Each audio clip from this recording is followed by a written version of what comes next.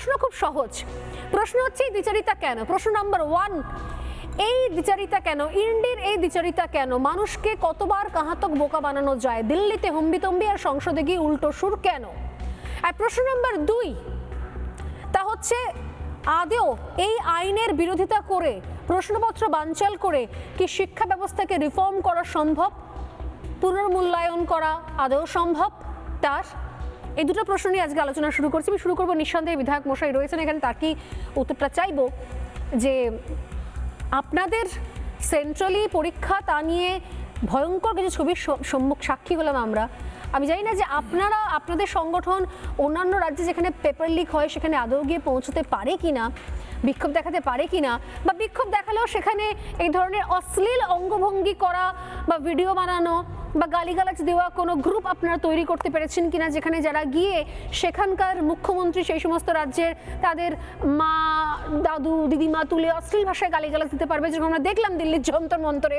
এবং সেটা নাকি জেনজি বিক্ষোভ, মানতে পারছি না জেনজি এরকম নয়, এটা মুষ্টিমেয় কয়েকটা কিছু কিছু অংশের মানুষজন যাদের পড়াশোনার সঙ্গে কোনো সম্পর্ক নেই, তারা রিল বানায়, তারা সোশ্যাল মিডিয়ায় বিভিন্ন রকমের কুরুচিকর কার্যকর করে ভাইরাল হতে চায় এবং ভাইরাল হয়েওছে। লোকের ফলোয়ার্স 500 থেকে বেড়ে 50,000 হয়ে গিয়েছে শুধুমাত্র এই অসভ্যতাম করে। তো আপনারা এখন কি বলবেন তাহলে, এই বিলটাকে নিয়ে আপনারা এগোবেন কি করে? স্বর্ণালী, প্রথমেই বলি যে তুমি জিজ্ঞাসা করলে যে আমরা কি পারি কি পারি না। আমরা কি পারি তার উত্তর এখন পেয়ে যাবে যে অনেকে চোখে খুব হাই পাওয়ার থাকা সত্ত্বেও এখন অনেক কিছু দেখতে পাচ্ছে চশমা ছাড়াই। যে নাকি তার হাতের পোস্টারটা চোখে দেখতে পায়নি, সে এখন থানায় থানায় কোথায় কোথায় এফআইআর হচ্ছে সেটা সে অনেক দূর থেকে বসে বসে দেখতে পাচ্ছে। আমরা এটা পারি, আমরা চাইলে অনেক কিছুই পারি, কিন্তু আমরা যেটা করি সেটা আইনের পেরিফেরির মধ্যে থেকেই করি। দেখো কেন একটা অদ্ভুত ব্যাপার, এই প্রশ্নপত্র ফাঁস এই বিষয় সবচেয়ে কঠিনতম আইন, বা কঠিনতম ছেড়ে দাও, যদি আইন কেউ এনে থাকে ভারতবর্ষের বুকে সেটা কিন্তু 2024 সালে বিজেপি সরকার। যে আইনটার নাম হচ্ছে public examination prevention of unfair means act 2024। এবং এই অ্যাক্টের আন্ডারে যেটা ছিল, এই ধরনের কোনো প্রশ্নপত্র ফাঁস হওয়ার সাথে যুক্ত থাকলে 3 বছরের মিনিমাম, ন্যূনতম 3 বছরের জেল ছিল, এবং 3 বছরের জেল এবং ম্যাক্সিমাম ছিল 5 বছরের জেলের প্রভিশন। তার সাথে 10 লক্ষ টাকা ম্যাক্সিমাম ফাইনের প্রভিশন ছিল। এই প্রভিশনটাকে, এই আইনটাকেই 2026 সালে আমাদের কেন্দ্রীয় সরকার, বিজেপির কেন্দ্রীয় সরকার, এনডিএর কেন্দ্রীয় সরকার এটার অ্যামেন্ডমেন্ট প্রপোজ করেছে, যেটার অধিবেশনের ছবি তুমি দেখাচ্ছিলে, যে তুমুল হট্টগোলের মধ্যে সেই অ্যামেন্ডমেন্টটাকে বিরোধীরা প্রপোজ করছে। আমি জানতে চাই যে অ্যামেন্ডমেন্টগুলোকে বিরোধীরা অপোজ করছে, সেই অ্যামেন্ডমেন্টগুলো তারা আদৌ পড়ে দেখেছে? ঠিক। তারা কি জানে যে 2024-এর আইনটাকে অ্যামেন্ড করে বর্তমানে সরকার এই ন্যূনতম জেলটাকে 3 বছর থেকে বাড়িয়ে 5 বছর, উপরের যে সিলিংটা সেটাকে 5 বছর থেকে বাড়িয়ে 10 বছরের জেল, এবং ফাইনটাকে 10 লক্ষ থেকে বাড়িয়ে 50 লক্ষে তোলার অ্যামেন্ডমেন্ট চেয়েছে। এটা কি যারা ওই সদনে দাঁড়িয়ে নাটক করছে চিৎকার চেঁচামেচি করে, তারা কি জানে? যদি তারা জেনে থাকে তাহলে তারা কেন এটা বাধা দিচ্ছে তার উত্তর কি তারা দিতে পারছে? তারা কিন্তু কোনো প্রশ্ন উত্তরের দিকে যাচ্ছে না। তারা শুধু যেটা করছে, যেটা রাস্তায় তারা করার জন্য মদত জুগিয়েছিল, ঠিক সেটাই তারা সদনের ভিতরেও করছে। তারা হট্টগোল করছে, উচ্ছৃঙ্খলতা করছে, আর আইনটাকে পাশ হতে বাধা দিচ্ছে।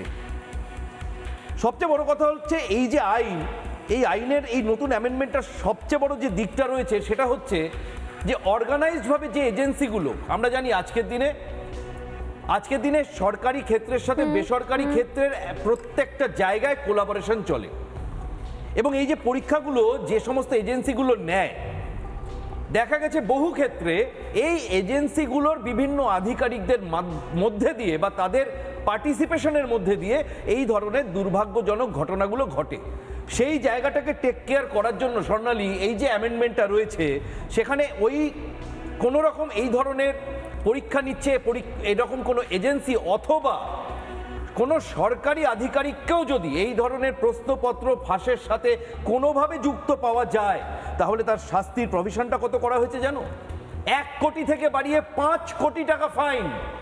আমি তো বুঝতে পারছি না যে যারা এই সদনে দাঁড়িয়ে এই ধরনের হট্টগোল করে সদনকে চলতে না দিয়ে, কথা বলতে না দিয়ে, সবচেয়ে বড় কথা তাদের কোন ভেস্টেড ইন্টারেস্ট রয়েছে যে যখন কেন্দ্রীয় সরকার এই ধরনের দুর্ভাগ্যজনক ঘটনা, আমি আবারও বলছি দুর্ভাগ্যজনক ঘটনা, এই ধরনের প্রশ্নপত্র ফাঁস যাতে আমাদের যুব সমাজের মনোবল ধাক্কা খায়, সেটাকে মানে বলতে গেলে একেবারে দাবাবার জন্য, কন্টেইন করার জন্য যখন এই ধরনের স্ট্রিনজেন্ট আইনের ধারা নিয়ে আসছে, যেখানে এই এজেন্সিগুলোকেও যদি কোনোভাবে জড়িত পাওয়া যায় 8 বছর তাদের ব্ল্যাক লিস্টেড করে দেওয়ার মতো কড়া প্রভিশন রয়েছে। আইনটাই চাইছেন অরিজিৎ বাবু, তারা চাইছেন যে এই পরীক্ষাটাই বানচাল করা হোক, সিস্টেম রাজ্যের হাতে তুলে দেওয়া হোক এবং কেন্দ্রের হাতে যাতে কোনো পরীক্ষা নেওয়ার সিস্টেম না থাকে তারা সেইটা চাইছেন, তারা রাজ্যভিত্তিক সিস্টেম চাইছেন। আমি কলকাতা থেকে বিমানের টিকিট কেটেও প্রায় যেতে যেতে যেতে আবার ফেরত আসা ওই ইন্ডি জোটের শরিক মমতা ব্যানার্জি, তার সময় প্রশ্নপত্র ফাঁস হওয়া, মাধ্যমিক থেকে শুরু করে উচ্চ মাধ্যমিক হয়ে বিভিন্ন পেপার ফাঁস হওয়া, এটা রোজকার একটা শিডিউলে পরিণত হয়েছিল।